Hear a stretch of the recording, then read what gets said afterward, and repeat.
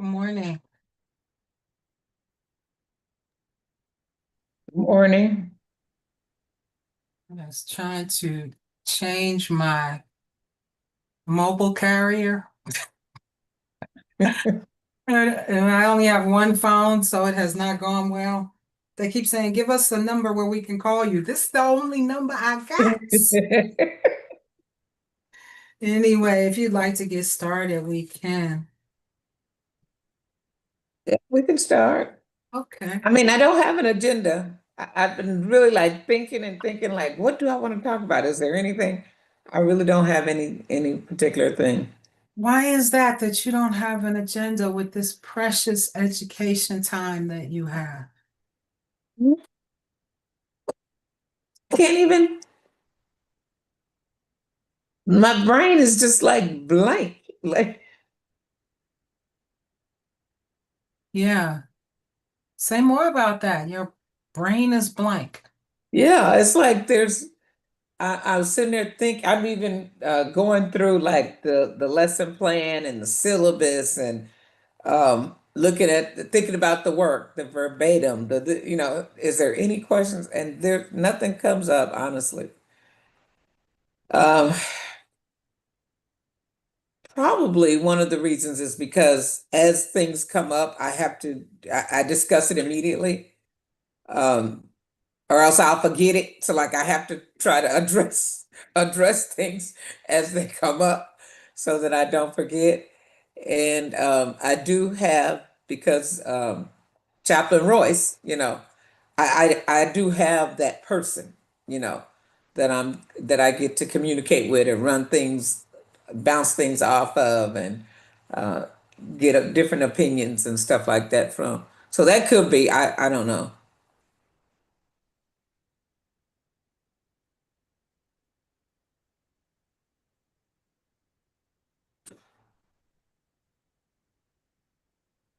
Think it has maybe anything to do with everything that's on your plate right now? That could be. Yeah, that's probably part of my, I guess you want to say coping mechanism or defense mechanism. It's like I just, this is what I'm going to deal with right now. And, the rest is just coming as it comes. I don't know. This whole time in my life, this season, um, my response, how I'm feeling, I just pray that it's really what I'm feeling and not something that's going to come later crashing, because I'm just like I'm just going through the motions. I'm doing what I need to do. I'm responding to what I need to respond to, but I'm keeping it moving, with life. What do you mean something may come crashing through later? Well, I'm thinking, why am I not feeling, because people are telling me, what I should be feeling right now, or how come, you're still going to school? You're going to class? Like, why are you not just, I guess, at home in the corner, um, grieving, I guess you can say. Um, and so but I just don't feel like doing that. That's not what I'm feeling. Mhm. So I pray that what I'm feeling is, or the reason I'm able to go on is because of my faith and my trust in God, and the joy of the Lord is my strength. That's Mhm. what I was raised with, and that I'm not suppressing anything. I don't know. Okay. Okay. Have you been here before in a situation similar to this? What's that song that said, I've had heartaches like this before? Yeah. Well, I want to say this is the first time I've lost a sister, you Mhm. know. But I have been here before, with death, with I think, and it's kind of crazy to say, but I think I'm not surprised. Um, the women in my family just do not live long. Mm. It- you know, and so, I want to feel like I'm not surprised. Like it, so she was 65, my mother was 63, her mother was 57. Mm. So it's like each year it gets a little, they add on a couple of years. But yeah, I don't know. Wow. That's pretty big. Yeah.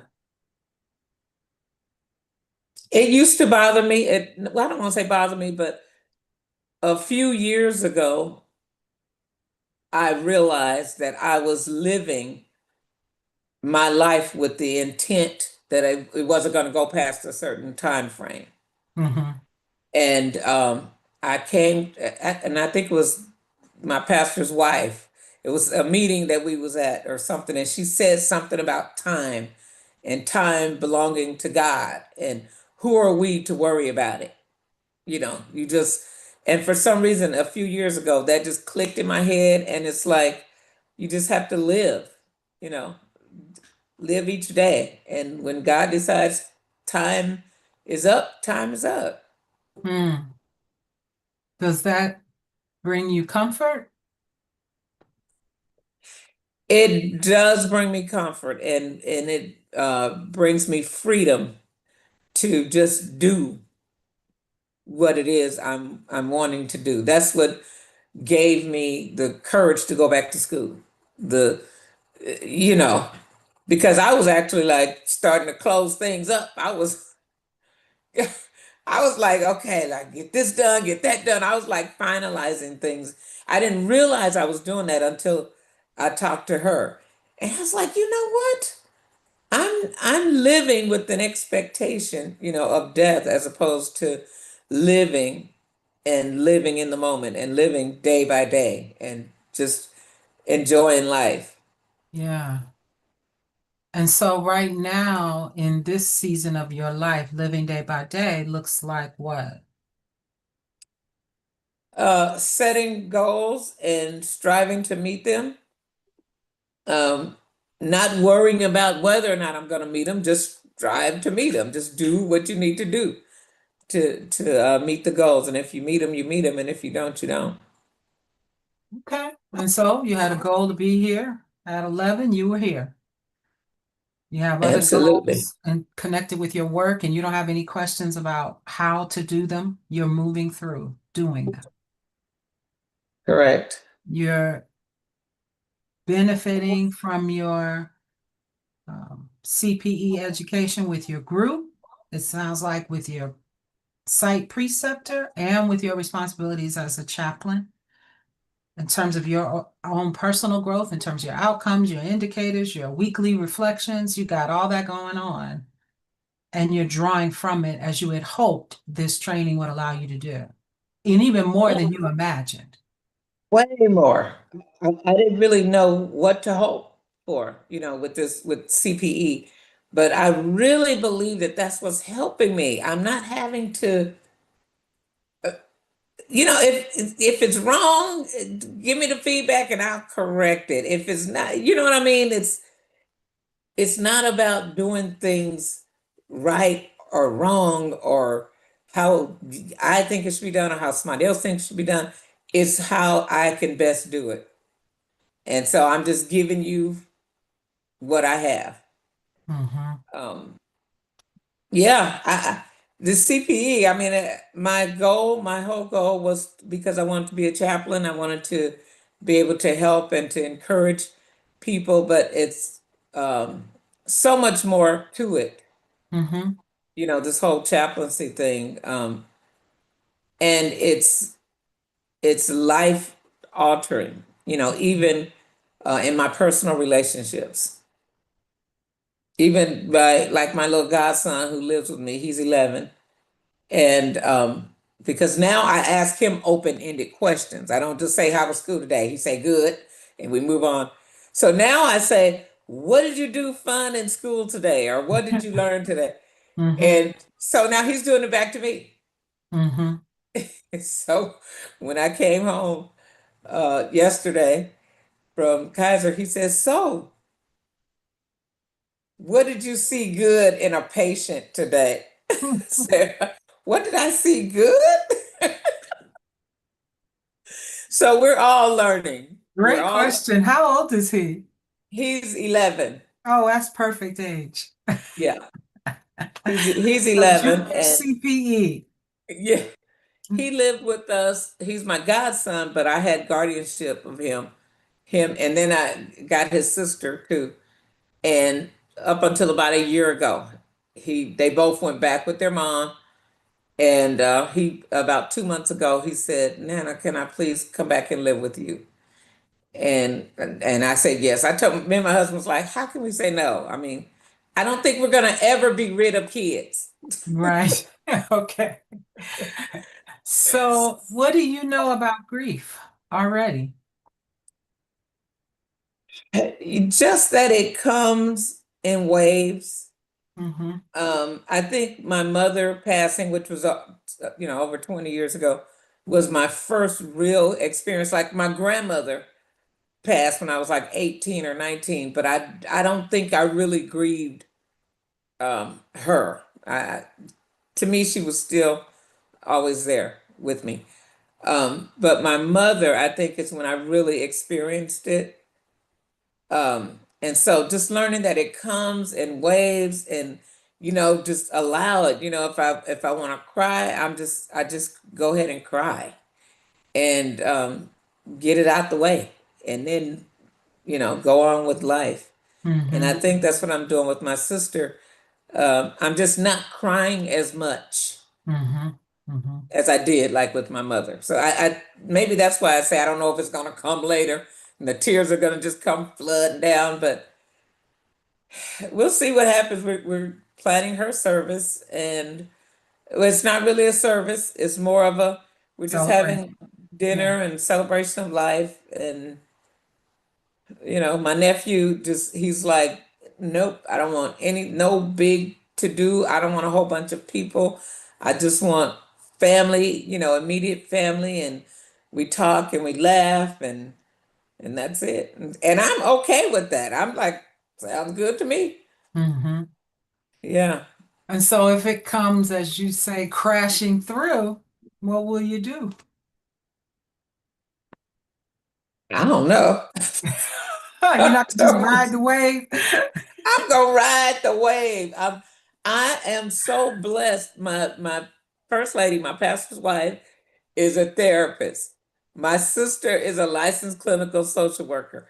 I have therapists in my church, at least five of them who are social workers, therapists, fit therapists, counselors.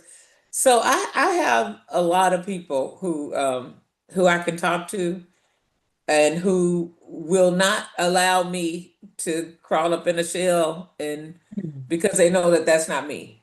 Okay. So like I didn't go to church on Sunday, um, which I don't miss a lot of Sundays. But this past Sunday, I told my husband I ain't going. I just don't want to go. And he's like, "You okay? You okay?" I'm okay, but I just want to stay home.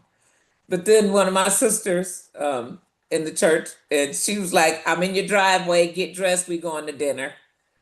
So she allowed me not to go to church, but then later on she came and got me, and I was glad we went out and we had dinner and had a good time and came back home. I love your So support network. That's awesome. yeah. Okay. Hmm. And so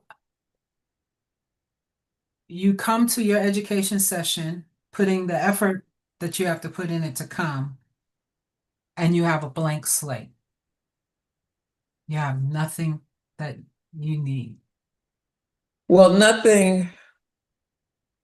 Well, I think I needed this dialogue, so just Uh-huh. talking about that was good, but nothing in terms of the actual work, the educational piece of it. I don't have any. I thought I did. I was gonna ask questions about the film, but then I read the syllabus. And all the answers are right there. Um, Good. I'm glad. So part of what I want to encourage you in this time is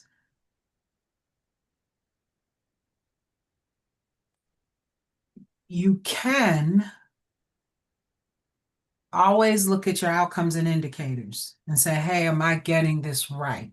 So that's always one tool. It's your agenda though, but that's one. You also can do what you already did, look ahead and say, okay, can I manage what's coming ahead? And you're looking ahead at least 3 weeks. So that's pretty good, 3 or 4 weeks. And then you can think about what is it that I need that I'm aware of that I'm for my program, for my progress, for my formation as a chaplain. And you can spend some time thinking, what is that? Because you can also bring that. If you had issues with group or some concerns about group, you could bring them here. If you have concerns about a verbatim, yours, somebody else's, something's come up, you can bring that here. So I think you have a good sense of, the possibilities here. So for me, if you come and you have absolutely nothing that you need, it isn't just Audrey has a blank mind, as you said, my mind is blank. It's Audrey's circumstances are contributing to Audrey not maximizing this precious time. And that's okay. And you're absolutely right. This time to just check in and connect and, have this space with me and the role that I'm in. I'm not, in the same role as all the other phenomenal support that you have. That's good. And consciously naming that is very important because that's self-awareness. Because I don't think you all of a sudden have abandoned your education journey. I don't think you have. But I think the self-awareness of I'm going forward, but maybe I'm not at 100%. And giving yourself permission to be at whatever percentage is when you have a blank mind. Yeah. You know what I mean? And that self-awareness is important because it helps you pick up on things.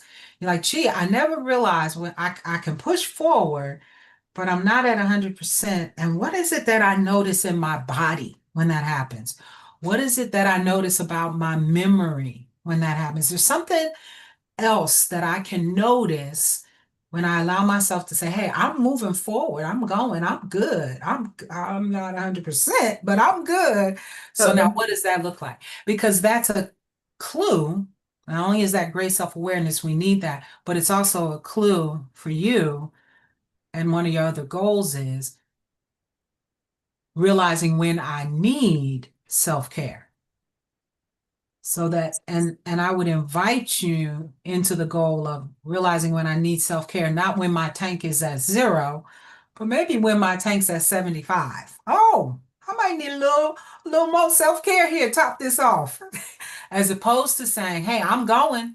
It's okay. Yeah. It's half tank, but I'm going. It's okay. It's a quarter tank, but I'm going. It's okay. It's an eighth of tank, but I'm going. Do you hear how that's different to say, hold up, wait a minute. What am I looking like? I always got to be at 100, but so I can observe, because the sooner you can observe it, the better you are able to respond to it. I certainly know that's my case as well. And I do this every time. The people around me are sick of it. I say I can't write. I'm trying, but I can't write. I'm so sick of this program. I'm tired of trying to be an educator. I just can't write. And I'll go 2, 3 days beating myself up on not being able to write and not writing. And then finally I'll say, okay, I'm just gonna take a break. And everybody around me is like, thank goodness. You do this all the time. And I was like, you know what? I didn't realize it. Even though I was saying it, they're like, and I realized those 3 days that I spent beating myself up that I can't write, gee, I could have been just resting. And then maybe by the third day, I actually could write. But by the third day, now I'm exhausted from beating myself up. Now I need a few days off to recover from the beating. And I'm still not writing. So just, I've just realized it in the moment. I mean, recently. And I've been doing it forever, like as long as I've been a student. And it was such a waste. I just didn't know. Now I know. When I say I can't write, my mind is blank or I'm tired or whatever. Not even when I'm tired, I can't write. That's my situation right now. I need to stop and change it because I can't write is full of shame. So it's like, oh, I need to not write right now. That's that's total agency compared to me just beating myself up. I can't write. That's me. I'm not saying it's you, but I just offered that to you. And I'm grateful that you came to our. No, that you know what? It makes sense because, like I said, my mind is blank, and I had already determined because I can't. I mean, I'm looking, I'm going back, and I'm looking at stuff, and just like nothing's coming up. And I had already told myself, well, I'm going to do this 11 o'clock meeting, and then I'm gonna go home and take a nap. I had it this morning that went very well. Um, and I didn't know if I was going to even be done by 11, but I was done before 10. And so I go, okay, good. I got some time. I can prepare for the supervision meeting and nothing is coming. And I told myself, you know what? Stop looking. I'm not going to try to force anything. And when we get off here, I'm gonna I'm take a going, nap. I'm taking a nap. Mm. Yeah. That's, the way I would frame that, and I is now, now, nothing is coming because right now I need nothing to come. Mm, And that's hmm. different than just nothing's coming. Yeah. No, the universe, God, spirit is taking care of me. Yeah. Right now, I need nothing to come. And that just gave me chills. Yeah. Enjoy your nap. Thank you so much. And I hope to see you this evening at 5:30. Quite I, refreshed. I'll be there. Thank you.